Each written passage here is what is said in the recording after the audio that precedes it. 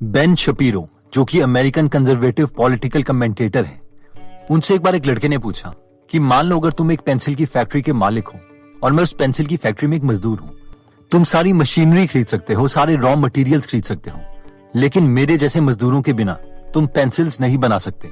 बस तुम्हारे पास raw material ही होगा, जैसे कि लकड़ी, येलो पेंट, ग्रेफाइट और रबड़। लेकिन इस रॉ मटेरियल से तुम ज्यादा पैसे नहीं कमा सकते। तुम पैसे तब कमाओगे जब हम सब मजदूर मिलके इन रॉ मटेरियल्स की पेंसिल बनाएंगे। लेकिन तुम्हारे जैसे लोग हमें सिर्फ बेसिक सैलरी ही देते हैं। जब ज्यादा प्रॉफिट होता है तो वो वर्कर्स में नहीं बांटा जाता, बस तुम्हें एज अ ओनर ही मिलेगा। और ये एक बहुत वैलिड पॉइंट भी था। लेकिन इस पर बेन शपीरो ने कहा कि जो ओनर्स हैं वो सारा रिस्क उठाते हैं, इसलिए ही उन्हें बेनिफिट भी मिल रहा है। लेकिन अगर ये पेंसिल फैक्ट्री बैंकरप्ट हो जाती है तो रिस्क वर्कर का नहीं होगा। हाँ, हो सकता है कि वो अपनी जॉब खो दे, मगर उन्हें अपनी जेब से कुछ पैसे नहीं देने पड़ेंगे, लेकिन ओनर को अपना सारा उधार चुकाना पड़ेगा। और हो सकता है कि उसे अपने पर्सनल एसेट्स भी बेचने पड़े। एक ओनर लाखों रुपए खर्च करता है उन मशीन्स पर जिससे पेंसिल बनेगी, और लाखों रुपए खर्च करता है इस बात पर कि सारे वर्कर मिलके एक साथ कुछ ऐसा काम कर पाए जो प्रोडक्टिव हो। ओनर्स को जगह रेंट पर लेनी पड़ती है जहाँ पर ये सारा काम हो सके। पूरा मैनेजमेंट स्ट्रक्चर का ध्यान रखना पड़ता है ताकि काम ऑर्गेनाइज वे में चले। उसे एक कंपनी भी फॉर्म करनी पड़ेगी और ये भी देखना पड़ेगा कि कोई टैक्स लॉ ब्रेक ना हो, जबकि उन मशीनरीज के बिना एक वर्कर कुछ भी नहीं कर सकता। और एक वर्कर की स्किल सिर्फ उतनी ही है कि वो एक लकड़ी के टुकड़े में ग्रेफाइट डाल सके, और वो भी बिना मशीन की मदद के नहीं होगा। Labor is without that machinery. Gunk. Nothing. You don't have a pencil to put together. You don't got the wood. You don't got the paint. You don't got the rubber. You don't got the metal. You got nothing. Right? You're sitting there, standing outside, twiddling your thumbs. It required somebody to invest. Who do you think put more in? The guy who spent millions of dollars buying all the machinery, leasing the place, making sure there was a management structure, doing the LLC formation, making sure all the tax code was in compliance, or you standing outside because you can stick a piece of graphite into a piece of wood? अब ये conversation obviously एक typical socialist और capitalist की लग रही थी, but still ये conversation हमें एक जॉब और एक बिजनेस का ओवरव्यू दे सकती है। तो सबसे पहले बात करते हैं जॉब और बिजनेस में डिफरेंस की in terms of security and risk. हम में से मैक्सिमम मिडिल क्लास लोगों के पेरेंट्स का एक ही सपना होता है, बस हमारे बेटा या बेटी की सरकारी जॉब लग जाए। अगर ऐसा हो गया तो उनकी आधी टेंशन तो खत्म हो जाती है, क्योंकि उन्हें लगता है कि चलो कम से कम इनकी जिंदगी भर बेसिक नीड्स तो कवर हो ही जाएंगी। लेकिन जब हम देखते हैं कि हमारे जैसे यंगस्टर्स कंपनी खोल रहे हैं और उन्हें बहुत ज्यादा फंडिंग मिल रही है, फॉर एग्जाम्पल मीशो की वैल्यूएशन 14,000 करोड़ है, फार्मा इजी की वैल्यूएशन 10,500 करोड़ है, क्रेड की वैल्यूएशन 15,000 करोड़, ग्रो की वैल्यूएशन 7,000 करोड़, शेयर चैट की वैल्यूएशन 15,500 करोड़, गपशप की वैल्यूएशन 11,000 करोड़, चार्ज भी 10,000, अर्बन कंपनी 15,500। जहां देखो इंडिया में यूनिकॉर्न्स बन रहे हैं, यानी ऐसी कंपनीज बन रही है जिनकी वैल्यूएशन 7,000 करोड़ रुपए से ज्यादा है। फिर हमें लगता है कि क्यों यार हम 50,000 की जॉब करें जब इतनी अपॉर्चुनिटीज है मार्केट में। अब इस आर्ग्यूमेंट में कुछ प्रॉब्लम है। सबसे पहली प्रॉब्लम तो ये है कि मैक्सिमम लोगों को ये लगता है कि कंपनी जितने की बिकती है उतने रुपए कंपनी के ओनर्स को मिलते हैं, विच इज नॉट ट्रू। आइए हम फ्लिपकार्ट का एग्जाम्पल लेते हैं। तो हम में से काफी लोगों को इसकी बेसिक स्टोरी का पता ही होगा। दो दोस्त सचिन बंसल और बिनी बंसल IIT दिल्ली से पढ़े, दोनों ने अमेजोन में जॉब करी। तो दोनों ने सोचा कि क्यों ना अमेजोन जैसी कंपनी इंडिया में खोली जाए, तो उन्होंने फ्लिपकार्ट स्टार्ट भी करी। एक्सपेंशन के लिए फंडिंग भी ली और Myntra.com, flying machine, Jabong.com, phone पे जैसी कंपनीज को एक्वायर भी किया। फ्लिपकार्ट लॉस में थी, लेकिन इसके बावजूद अमेरिका का जायंट वॉलमार्ट आता है और 9 मई 2018 को फ्लिपकार्ट का 77% शेयर $16 बिलियन में खरीद लेता है। और बीनी बंसल और सचिन बंसल के शेयर्स की वैल्यू उस वक्त अप्रोक्सीमेटली 7,000 करोड़ होती है। अब हमें से बहुत लोगों को लगेगा चलो सारा $16 बिलियन नहीं मिला, लेकिन फाउंडर्स को $1 बिलियन तो मिल ही गया ना। ये तो इंडीड बहुत बड़ा अमाउंट है, और ऑब्वियसली है भी। हमें से बहुत से लोगों को लगता है कि यार ये तो जॉब से अच्छा ही है कि हम भी ये कंपनी खोलें और करोड़पति बन जाएं। लेकिन बहुत कम लोगों को पता है कि क्योंकि फ्लिपकार्ट लॉस में थी, इन्वेस्टर्स जिन्होंने इतना पैसा इन्वेस्ट किया था इस कंपनी में बहुत ही इम्पेशेंट हो रहे थे अपना रिटर्न वापस लेने के लिए। वॉलमार्ट की ये स्ट्रैटेजिक मूव थी इंडिया में एंटर करने की, जिसकी वजह से फ्लिपकार्ट के फाउंडर्स का एक अच्छा एग्जिट हो गया। लेकिन आपको पता है कि ऐसी बहुत सी कंपनीज हैं जिन्हें सब यूनिकॉर्न्स तो बोल रहे थे, लेकिन फिर भी वो फेल हो गई। For example just by live में 840 करोड़ रुपए इन्वेस्ट हो चुके थे, लेकिन कंपनी फेल हो गई। शुतांग पर 50 करोड़ इन्वेस्ट हो चुके थे, लेकिन वो भी फेल हो गई। पोर्ट डेस्क पर 14 करोड़ रुपए, और वो भी फेल हो गई। And the most famous hike messengers, जिसकी वैल्यूएशन इन्वेस्टर्स 12,000 करोड़ रुपए लगा रहे थे, वो भी फेल हो गई।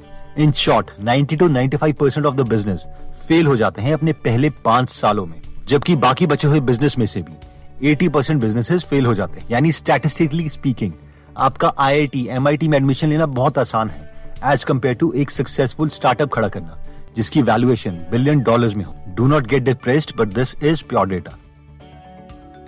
रोमन सैनी को जानते होंगे, जिन्होंने इंडिया के टफेस्ट एग्जाम्स भी क्लियर किए थे। एम्स, UPSC, ISB बने और हमारे इंडियन पेरेंट्स के अकॉर्डिंग इससे परफेक्ट क्या हो सकता है। And then he opened a startup with his friends named Unacademy, जिसकी आज वैल्यूएशन 15,000 करोड़ रुपए है। अगेन ये एक सुपर सक्सेस स्टोरी लगती है, but at the same time just imagine, हमें पता है कि वैल्यूएशन के बाद भी कंपनीज फेल हो जाती हैं, तो सोचो उनके फाउंडर्स को अभी कितना प्रेशर हो रहा होगा। तो अब सवाल ये आता है कि फिर हम क्या करें, स्टार्टअप करें या चुपचाप जॉब करने लग जाएं? नहीं, एक्चुअल में गोल ये भी नहीं है। वैसे तो सबको अपना डिसीजन खुद ही लेना पड़ता है, बट बिलियनर मार्क क्यूबन के कुछ रूल्स हैं जो मुझे ठीक लगते हैं, जिसमें रूल नंबर 1 ये है कि बिजनेस वो स्टार्ट करो जिसमें हमें बहुत ज्यादा मजा आ रहा हो, ताकि अगर बिजनेस फेल भी हो जाता है तो हमारा उस बिजनेस में जितना भी टाइम इन्वेस्ट हुआ है, कम से कम उस टाइम में तो हमने एंजॉय किया ही होगा। और अगर बिजनेस सक्सेसफुल हो जाता है तो ऑब्वियसली आप वेल्दी हो ही जाओगे। रूल नंबर 2 कि कभी भी लोन लेके बिजनेस मत स्टार्ट करो, क्योंकि बिजनेस में बहुत सी ऐसी चीजें हैं जो अनप्रिडिक्टेबल होंगी, लेकिन बैंक को कोई फर्क नहीं पड़ता कि आपका बिजनेस सक्सेसफुल होता है या फेल होता है। बैंक को तो अपने पैसे वापस चाहिए। फाइनली मार्क क्यूबन का रूल नंबर 3 कहता है कि पार्ट टाइम बिजनेस स्टार्ट करो, जिसमें 1 से 1.5 साल के बाद हमें अंदाजा हो जाता है कि ये बिजनेस चल सकता है या नहीं, और साथ में ये भी पता चल जाता है कि हम इसमें टाइम इन्वेस्ट करना भी चाहते हैं या नहीं। नेक्स्ट पॉइंट कहता है कि startups create wealth for you and for your country. 1945 में जापान में हिरोशिमा और नागासाकी पर 2 एटॉमिक बॉम्ब फेंके गए, लेकिन इसके बावजूद सिर्फ 15 सालों में जापान दुनिया की 3rd लार्जेस्ट इकोनॉमी बन गई आफ्टर यूनाइटेड स्टेट और सोवियत यूनियन। 1945 के बाद सबसे पहले जापान में शुरू हुआ इंक्लाइंड प्रोडक्शन मोड, जिसका मेन गोल था कि रॉ मटेरियल की प्रोडक्शन की जाए, जैसे कि स्टील, कोल और कॉटन। एक टाइम था जब जापान को चीप कॉपीकैट प्रोडक्ट्स बनाने वाली कंट्री के रूप में देखा जाता था, लेकिन फिर मोरिता सोन आए, जो कि सोनी के फाउंडर थे। उन्होंने सोनी का मिशन सेट किया कि वो जापान में इतने अच्छे प्रोडक्ट्स बनाएंगे कि लोग जापान को क्वालिटी के नाम से जानेंगे। उनका ये मिशन नहीं था कि सोनी का प्रोडक्ट अच्छी क्वालिटी के लिए जाना जाए, बल्कि वो चाहते थे कि जापान क्वालिटी के नाम से जाना जाए। और इन कंपनीज सोनी, टोयोटा, होंडा ने भी काफी कंट्रीब्यूट किया अपने देश की इकोनॉमी को बढ़ाने के लिए, जबकि कहीं ना कहीं हम लोग इंटरनेशनल सोच नहीं रख पाते। बहुत ही कम कंपनीज हैं, इन्फोसिस, TCS, विप्रो एक्सेट्रा को छोड़कर हम सब अपनी कंट्री में ही सिमट कर रह जाते हैं। जस्ट हम सबको याद रखना पड़ेगा कि कंट्रीज की रियल ग्रोथ तब होती है जब हम प्रोडक्ट्स को एक्सपोर्ट करेंगे, ना कि इंटरनेशनल मार्केट के बस कंज्यूमर रह जाएंगे। लेकिन हम में से जो लोग इंटरनेशनल प्रोडक्ट क्रिएट करने में कामयाब रहेंगे, वो ना ही सिर्फ खुद के लिए बल्कि कंट्री को भी ग्रो करने में बहुत मदद करेंगे। फॉर एग्जाम्पल, इन्फोसिस के फाउंडर जैसे कि नारायण मूर्ति एंड अदर्स जानते थे कि हम इंडियंस कंप्यूटर में बहुत अच्छे हैं, इसलिए हम इस फील्ड में इंटरनेशनल मार्केट कैप्चर कर सकते हैं। उनका एक स्लोगन था, American value at Indian price, यानी हाईएस्ट क्वालिटी की सॉफ्टवेयर सर्विस इंडियन प्राइस पे। और ये एक विन विन विन सिचुएशन थी। इन्फोसिस के फाउंडर्स के लिए विन सिचुएशन थी, इंडियन मार्केट के लिए विन सिचुएशन थी, इंडिया के लिए एक विन सिचुएशन, और साथ में इंटरनेशनल कंपनीज के लिए भी ये विन सिचुएशन थी। तो दोस्तों, इस वीडियो में हमने जॉब और बिजनेस के बीच में डिफरेंसेस देखे कि कैसे एक तरफ जॉब जिसमें सिक्योरिटी तो है, पर at the same time earning power में सीलिंग भी है, यानी एक पर्टिकुलर अमाउंट से ज्यादा हम अर्न नहीं कर सकते। वहीं पर स्टार्टअप्स बहुत अट्रैक्टिव तो हैं, लेकिन एक स्टार्टअप यूजुअली सक्सेसफुल होने के लिए एवरेज मिनिमम 6 to 10 years ले लेता है, और उसके बाद भी हम सर्टेन नहीं होते कि स्टार्टअप सक्सीड करेगा या नहीं, क्योंकि startup by definition is an experiment and experiments are meant to fail. लेकिन फिर भी अगर हम स्टार्टअप में इंटरेस्टेड हैं, तो बेस्ट यही है कि शुरू में हम पार्ट टाइम ही स्टार्ट करें, जैसे कि बिलियनर मार्क क्यूबन बोलते हैं, और 1-1.5 साल में पता चल जाता है कि बिजनेस कहाँ जा रहा है और हम उसमें इंटरेस्टेड हैं या नहीं। नेक्स्ट पार्ट में हमने देखा था कि क्रिएटर्स को ही रिवॉर्ड मिलता है, ना कि कंज्यूमर्स को। इसलिए अगर हमारा स्टार्टअप सक्सीड हो जाता है तो ऑब्वियसली एक वेल्थ तो क्रिएट होती ही है। इसके अलावा अगर हमने अच्छे ढंग का स्टार्टअप खोला है तो लोगों की भी बहुत हेल्प होती है और हमारी कंट्री की तरक्की भी होती है, और ये एक विन विन सिचुएशन होगी। इसमें हमने देखा था कि जापान कैसे सेकेंड वर्ल्ड वॉर के बाद अपने प्रोडक्शन के कारण ही एशिया की सबसे पहली डेवलप्ड कंट्री बनी। दोस्तों, अगर आप फ्री टाइम को यूटिलाइज करना चाहते हैं और टाइम वेस्ट नहीं करना चाहते, तो हम आपको रेकमेंड करेंगे कि आप नॉन फिक्शनल बुक्स पढ़ें। उन लोगों की बुक्स पढ़ें जिन्होंने एक्चुअल में बहुत कुछ अचीव किया है, और वो हमारे साथ अपना 30-40 साल का एक्सपीरियंस किसी पर्टिकुलर फील्ड में शेयर कर सकते हैं अपने बुक्स के थ्रू। अगर आपको लगता है कि एक बुक लंबी होती है या फिर वो इंग्लिश में होती है,